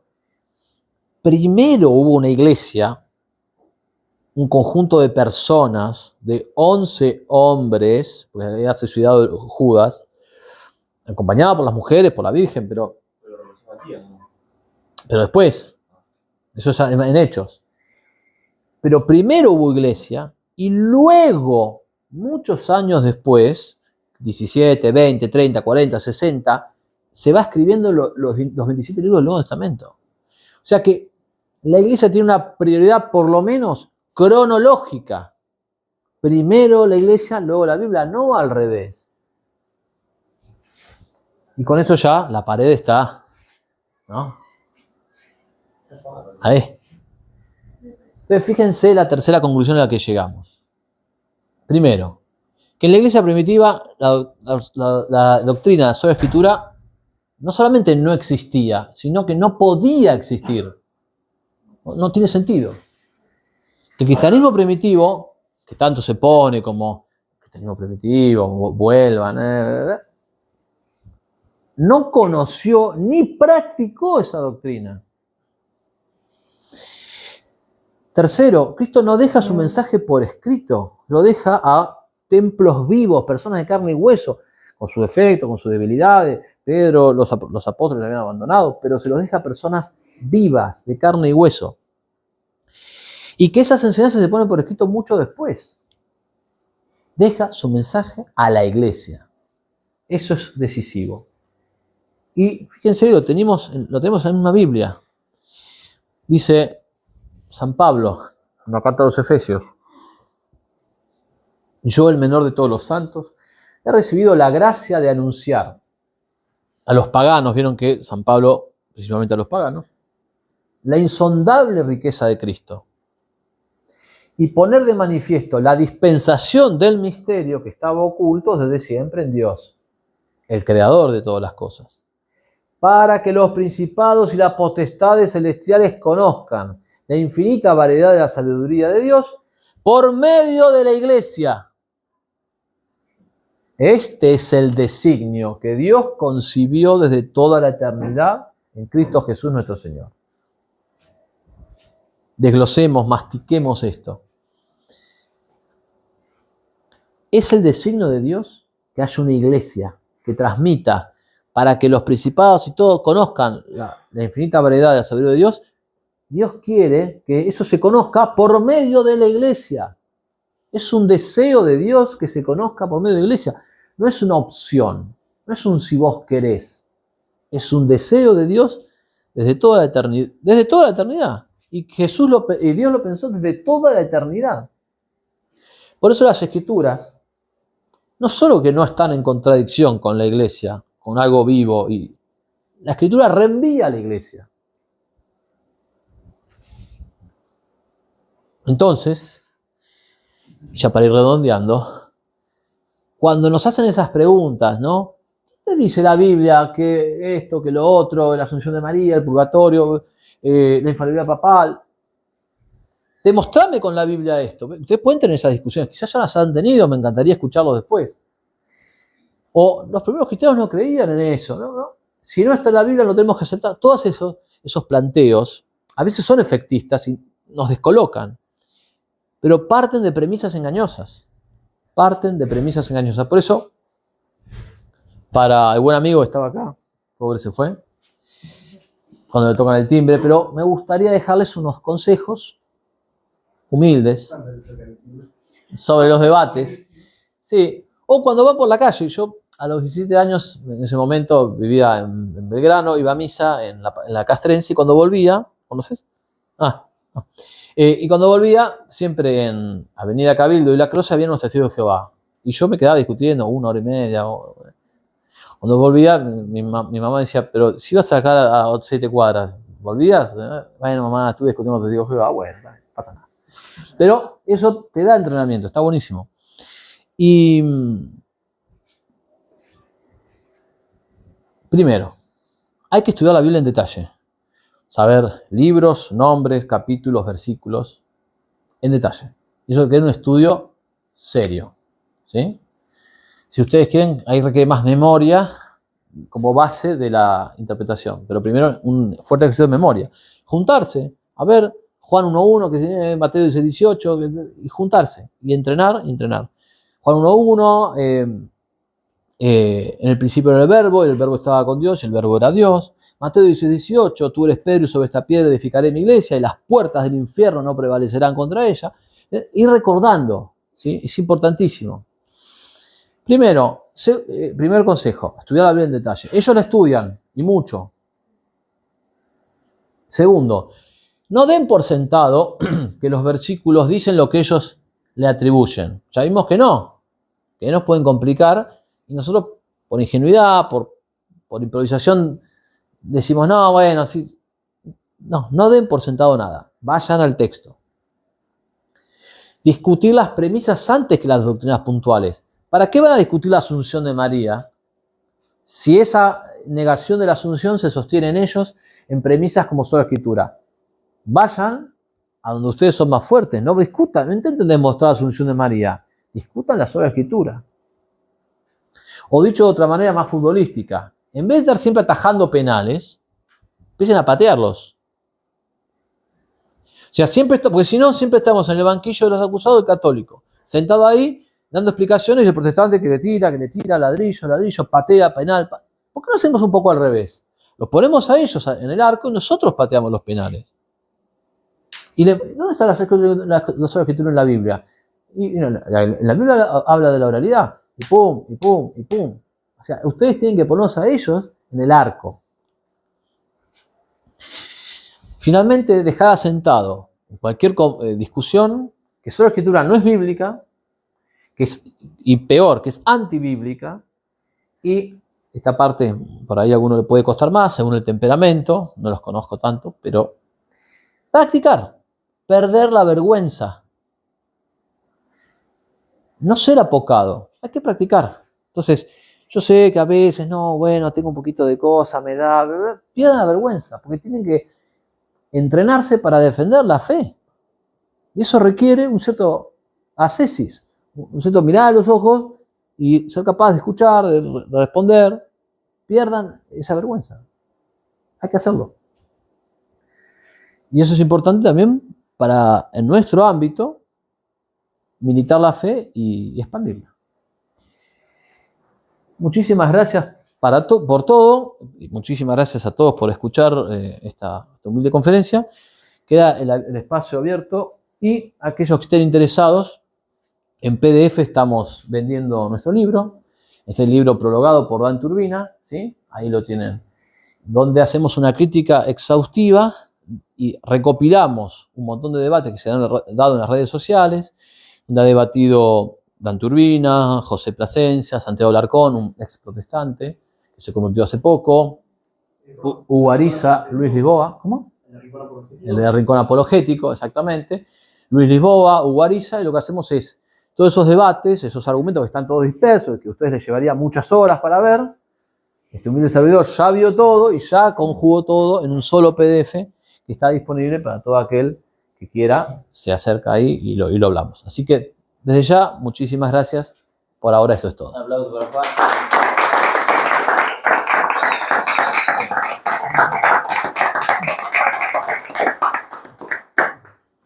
Así que bueno, el que quiera hacer un comentario, dudas, preguntas, consultas. Tengo una duda O algo. o sea, ¿cómo es que los discursos de estos líderes evangélicos tienen tanto impacto en la comunicación y, bueno, gente obvio más mayor, siendo que ellos están llenos de contradicciones? O sea, bueno, como vimos recién, o por ejemplo el tema de vivir solamente por fe y no realizar obras, y creo que hasta San Pablo dice que la fe sin obras Es fe muerta. es una fe muerta. Entonces, ¿cómo ellos pueden atraer muchísima gente? ¿Cómo es posible que? Es buena esa pregunta. Primero vamos a sentar lo de las contradicciones, que algo yo había deslizado y no llegué porque no es el tema. Algunos dicen bautismo a niños, otros dicen bautismo a adultos. Bautismo a niños lo llaman paidobautismo. Otros dicen, no, bautismo de niños no. Primera diferencia. Algunos dicen que solo la fe. Algunos otros dicen, no, también las obras. Ahí tienen a los arminianos, se refieren a un tal Jacobo Arminio, ¿sí?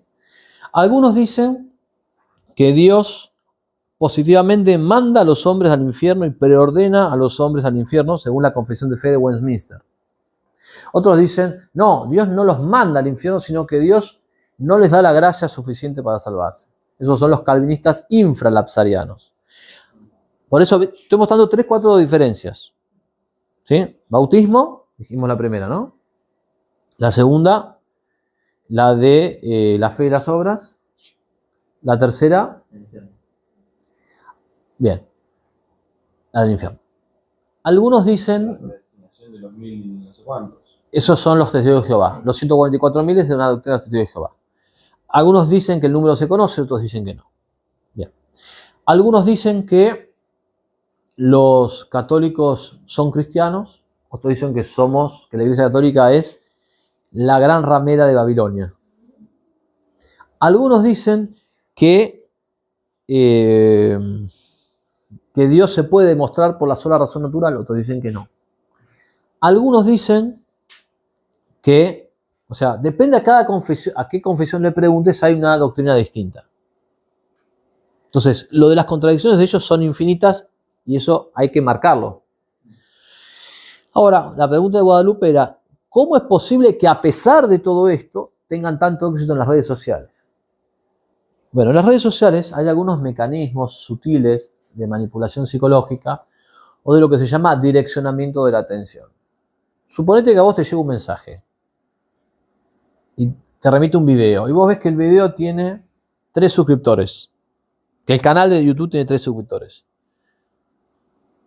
y no conoces al tipo y probablemente si el tema no te interesa no lo veas, porque en nuestra mente tendemos a pensar que si una persona tiene 3 suscriptores el video no debe ser muy bueno. Es un principio que se aplica también en el marketing. Vos que vas a un restaurante, hay un restaurante donde hay 3, 4 personas y otro donde no hay nada. ¿Y a dónde entras? En igualdad de condiciones entras al de donde ahí ya hay un poquito de gente. Entonces está recontra estudiado, se llama preselección.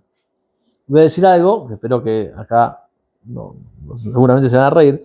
También esto pasa en las relaciones afectivas entre hombre y mujer. La preselección. Está recontra estudiado que si aparece un hombre solo en una fiesta, tiene un impacto para las damas, y aparece el mismo tipo acompañado de una chica linda, y las damas lo ven distinto.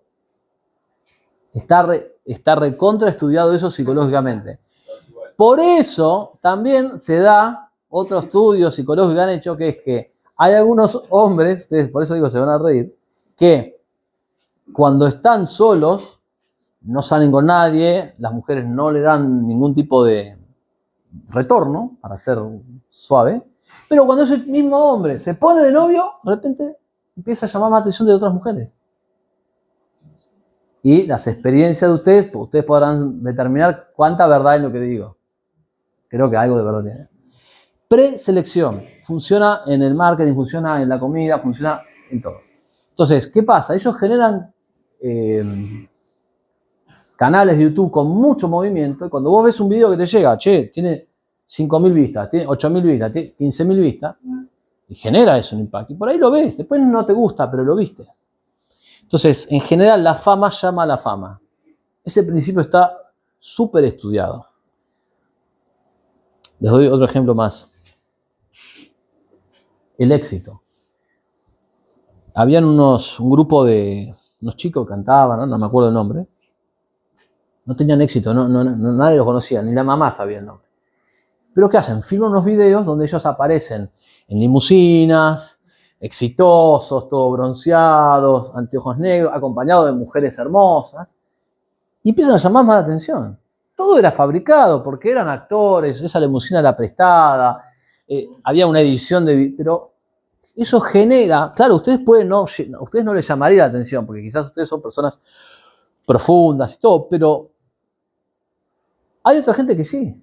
Entonces, a veces se utilizan esos, llamarlos trucos. No estoy diciendo que todos sean bots o trolls comprados, pero ciertamente se utiliza eso. Y después utilizan buenas causas para llegar a malas causas. Por ahí el evangélico ese, ¿qué empieza? Empieza atacando la ideología de género, empieza atacando el aborto, y a vos te gusta. Y vos lo ves y dices, mirá qué buenos argumentos, lo empezás a difundir. Tiene 3, después tiene 15 suscriptores, después tiene 30, después tiene 50, después tiene 500. Después, ¿qué hacen? Hacen colaboraciones. Entonces, suponete, vos y yo tenemos un canal. Vos llegás a 5.000 personas. Yo llego a 4.000. Entonces, hacemos una transmisión. Por ahí, el 10% de tu audiencia que no me conocía, me conoce. Y de ese 10%, se suscribe a mi canal la mitad. Y viceversa. Entonces, vos ya tenías 5.000 y ahora tenés por ahí 30 personas más. Entonces, van generando trabajos así. Y así van ampliando su base de sustentación. Los números que les mostré, así llegaron a esto.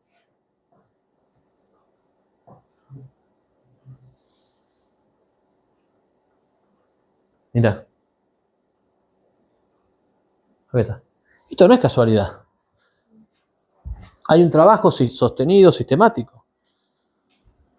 Y en ese sentido, ese trabajo, uno tiene ganas de decir qué buen vasallo si tuviese buen señor. El trabajo como tal no es malo. Porque si vos tenés un canal, conspirador, ¿cómo estás? El codo. Infiltrado, perdón. Ahí está, mejor infiltrado. ¿Quién es NASA? ¿Este? ¿Este? ¿O este? Ah, bueno. No tengo barro. El Aya sí. Bueno, está bien. Ah, con razón, por eso él quería confundir todo para que nadie no él va distrayendo. Es otro fenómeno de la guerra psicológica. Distrae, ahora suena el timbre, está todo pensado. Bueno, si sumamos esto, obviamente estas vistas no son personas, son vistas. Y mucha gente debe ser la misma, no es que, o sea, seguramente una gran parte de estos 10 millones que están acá están dentro de estos 45 millones. Pero no deja de ser gente que ellos van formando años y años y años y años. A ustedes les parecerá que no, pero para hacer 85 videos hay que tener unas ganas de hacerlo. 1470 videos. Y quizás a uno de ustedes digan, no, yo no haría ni uno. Porque yo no, tengo miedo, porque me da vergüenza, porque no sé qué, yo soy frágil, no sé qué pueden inventar, pero pueden pensar eso. Otro pone 1238, otro pone 2800, 5400 videos. También, y hay una cierta correlación. Tiene más de 5000 videos y es el que más tiene. 45 millones. Bueno, yo tiendo a pensar que algunos creen lo que dicen y otros no. Puede pasar otra cosa, otro principio que usan. Vos decís, ¿cómo es posible que el sensacionalismo es infinito?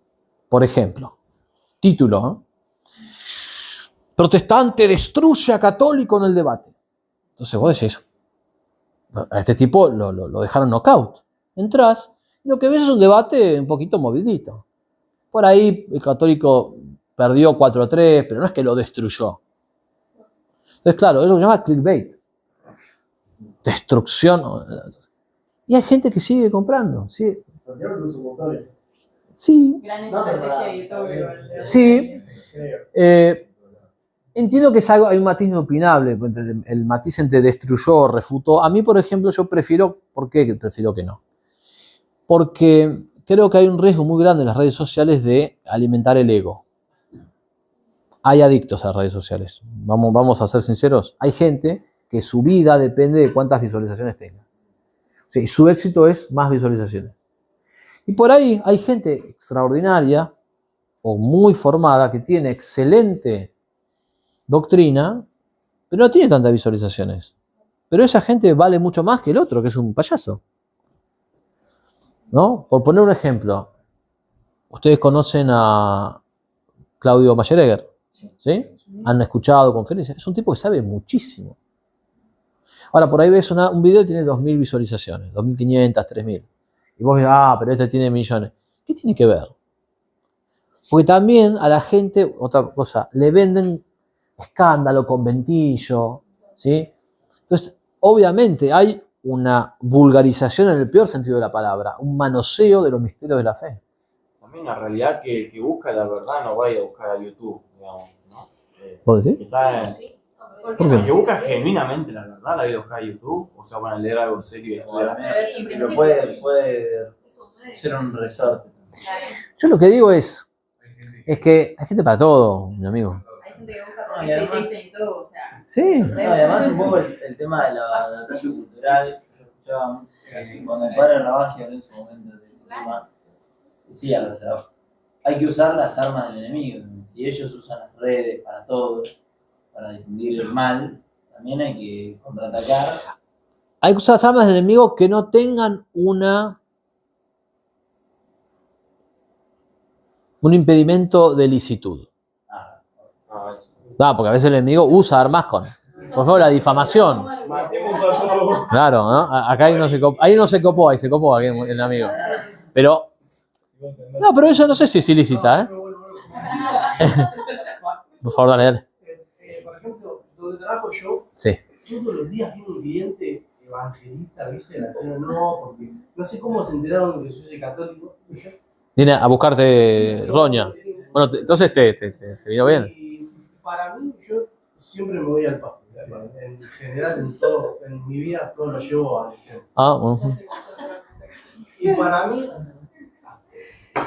¿está bien? Por favor. Para mí, con el tiempo, la sociedad, por lo menos católica, perdió el espíritu de lucha y de guerra, ¿viste? Y te agarran, se ha debilitado tanto, y te agarran débil, ¿viste? Yo creo que, por ejemplo, en el caso de mi hermano, ¿viste? Mi hermano se hizo mormón. Mira, en un momento malo de su vida y le han dado contención, lo han invitado, ¿viste? Yo creo que usan eso, por esa supuesto. debilidad para atrapar. Sí, Y a es mí así, cada es vez así. que vienen a decírmelo, yo digo, bueno, así, ¿viste? Chau. Pero todo el tiempo me dicen, venite, venite, venite. Y un día caes ¿Sí? y no estás firme. Para mí usan eso. Por supuesto. Esa estrategia se complementa con la que decía Guadalupe. ¿Por qué? Porque una cosa es la estrategia de ellos hacia las redes sociales donde no hay presencialidad y otra cosa es la estrategia real donde sí hay presencialidad. Ahora vamos a esa. Si te agarran con la guardia baja, por ejemplo, y eso hay que reconocer. A veces le dan cierta educación a la gente, a chicos que salen de las adicciones. Eso es muy bueno. Un tipo que está en las adicciones, le das una razón para vivir, el tipo sale a trabajar, a vender en el tren factura, media luna, y el tipo sale adelante. Me parece perfecto. No es eso lo que yo critico, sino la doctrina a la que él responde. Pero no el hecho de darle contención. Y quizás, perdón que lo voy a decir, pero algunos de los nuestros, todos podemos caer en eso, algunos de los nuestros, cuando viene un tipo medio, y lo hacemos así, como diciendo lo queremos lejos, porque no sea que nos roce. Porque hasta ellos a veces pueden dar más coherencia con lo que creen. Por supuesto, por supuesto. Y eso está mal de nosotros. Está mal de nosotros. Incluso la misma Biblia dice que no tratemos distinto a la gente según el dinero. No es que, no, viene un tipo, mira, está recontra bien vestido, saco corbata, smoking, saca una limusina y, por favor, pasa acá. Y al otro que viene muerto de hambre, no podemos hacer eso. Y lo hacemos. Incluso a veces hasta inconscientemente. En algunos lugares hasta se forman capillitas de que, no, si no vive por acá, no es así. No es así. Nuestra jerarquía tiene que ser el honor, la verdad, la justicia, el combate y la militancia, no el dinero o dónde vivís. ¿No? O sea, el mejor de nosotros debe ser el que más combata. Esa era la jerarquía de valores en la independencia. Güemes, ahora vieron que hace poco se dio a olvidar, Güemes era el jefe, era caudillo, porque era el que más luchaba, porque era el que mejor usaba las armas, uno de los mejores jinetes. Güemes, Artigas eran líderes, no porque tenían más dinero o eran más especuladores, eran los que más combatían. Y Rosas era el caudillo de los caudillos, así que imagínense. O sea, estaba el caudillo de un grupo y estaba el caudillo de los caudillos. Entonces, ojalá nosotros tenemos que volver a esa jerarquía de valores, donde el que más combata con inteligencia, con valor, con prudencia, no estoy diciendo que haga una tontería, pero que combata con inteligencia, ese tiene que ser, o sea, eso es lo que es admirable. ¿A Guadalupe? No, y por ejemplo, esas acciones que hacen los evangelistas por los adictos, por ejemplo, y que a nosotros nos puede llegar a costar. Eso hasta incluso puede tener más méritos sus acciones que las nuestras, aunque ellos no estén toda la verdad, por ejemplo. ¿Mérito ante Dios, decís? Claro. Por ejemplo, en esa obra de calidad en específico de las adicciones. Mira, hay un poeta, José María Bemán, que dice que Dios mide las cosas en unas balanzas de cristal que son por momentos inaccesibles al hombre. El único que sabe lo que en el corazón hay es Dios. Nosotros podemos mirar desde afuera. Indudablemente miramos desde afuera. Yo lo que sí creo es que en todo error hay que nosotros distinguir y decir, acá hay una persona que está en el error. Tratar de ver si esa persona se puede ser persuadida para llevarla a la verdad. Vale para todos los errores, para el aborto, la ideología de género, el feminismo, el marxismo, el liberalismo, y vale también para los evangélicos. Ahora, para eso hay que entrenarse en esa persuasión. Conversar es un arte. Ahora, si una persona, en cuanto empieza a conversar, no, eso yo te tipo, no quiero. No podés despreciarlo. Tampoco digo que le des 8 horas de tu vida cuando tenés que hacer otra cosa. Pero tiene que haber un equilibrio. El arte de la conversación. Y por ahí, si yo no tengo la formación, digo, no, todavía me falta. Tengo que estudiar más, tengo que hacer... Bueno, ir a leer y a formarse. Por ahí decirle, mira, no te puedo responder ahora, pero lo voy a hacer más tarde. A mí una de las cosas que más me han dinamizado es tener discusiones con profesores o con otras personas, o con adultos cuando yo era más chico, en la cual el argumento del adulto te obliga a pensar algo que en el momento no sabes, pero luego te quedas pensando y decís, si este argumento del otro día discutí con el tío Carlos que me dijo el evolucionismo, bueno, ¿y ahora qué hago? A ver, y lo vas a buscar, pero eso te motiva, aunque haya, no importa si perdiste, lo que importa es que luego hagas algo con eso. O sea, tenés que sumar experiencias. Y volviendo a lo que vos decías, entonces, ellos utilizan eso, también la estrategia del deporte. A mí, por ejemplo, el otro día fui a llevar a mis hijos a la plaza, me puse a hablar con un tipo amabilísimo, tomamos mate, no sé, era protestante. Me dice, vení a jugar, a fútbol. Claro, pero yo voy a jugar al fútbol. Pero antes de eso, hablamos, tuvimos y marqué 3 o 4 cosas, así, como que el tipo, no, como diciendo, yo voy a jugar al fútbol, no tengo ningún problema, porque ninguna ley divina me impide jugar al fútbol como protestante. Pero, si querés hablar del tema, hablamos. Y si hablamos, hablamos. Bueno, no importa. Pero también es otra cosa, nosotros, a pesar de nuestros defectos, cuando estamos hablando con ellos, representamos, a pesar nuestro, a la Iglesia Católica, representémosla bien. O por lo menos representémosla lo mejor posible. De eso se trata. Gracias. Bueno, ¿les parece si Vamos, sí. seguimos en la... Seguimos, claro, no para. Ahí. Mandamos otro...